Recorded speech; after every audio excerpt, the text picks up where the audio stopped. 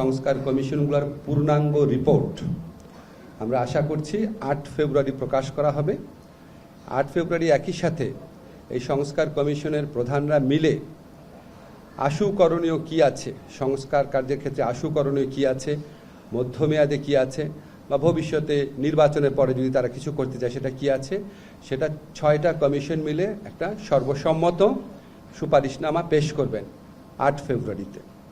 এই সুপারিশনামা এবং কমিশনগুলোর রিপোর্ট আমরা সকল রাজনৈতিক দল এবং আমাদের জুলাই গণ অভ্যুত্থানের পক্ষের শক্তি যারা আছে তাদের কাছে পৌঁছে দিব সেদিনই।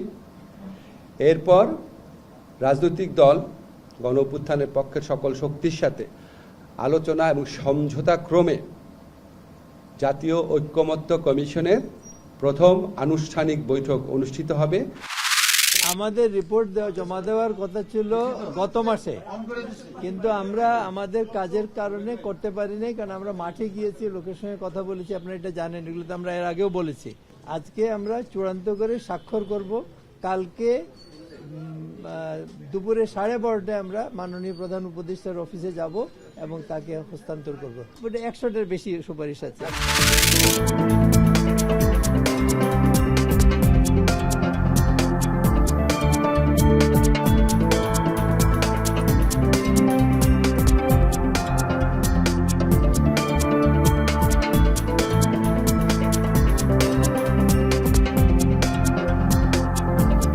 সংস্কারের নাম দিয়ে তৈরি করা, কি বলে যে এই করছি করব, ধোঁয়াশা তৈরি করে জনগণের দৃষ্টিকে ঝাপসা করা যাবে না।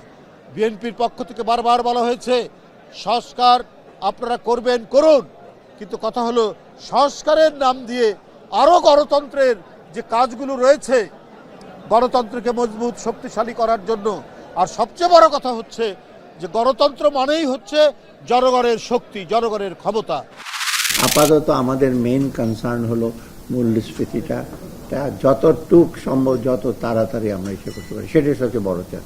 সাথে সাথে আমাদের হলো লোকজন আয়ের উৎসটা, অতি প্রয়োজনীয় জিনিসগুলো আমরা সরবরাহ কোনোদিন আমরা কমতে দেব না। এর মধ্যে চাল একটা, ডালটা একটু টেম্পোরারি, মসুর ডাল, সয়াবিনটা মোর ইম্পর্টেন্ট, জ্বালানি, এলএনজি এবং জ্বালানি বন্ধ হয়ে গেলে শুধু আপনার ইলেকট্রিক লাইট জ্বলবে আপনার বারোশো, সেটা না, ব্যবসা বাণিজ্যটা সবচেয়ে বেশি। এবং ব্যবসা বাণিজ্য করলে তো আমার ব্যবসায় যে আমরা ট্যাক্স নেব, ভ্যাট নেব বা ইসে নেবো, সেটা তো আরো বড় কনসার্ন।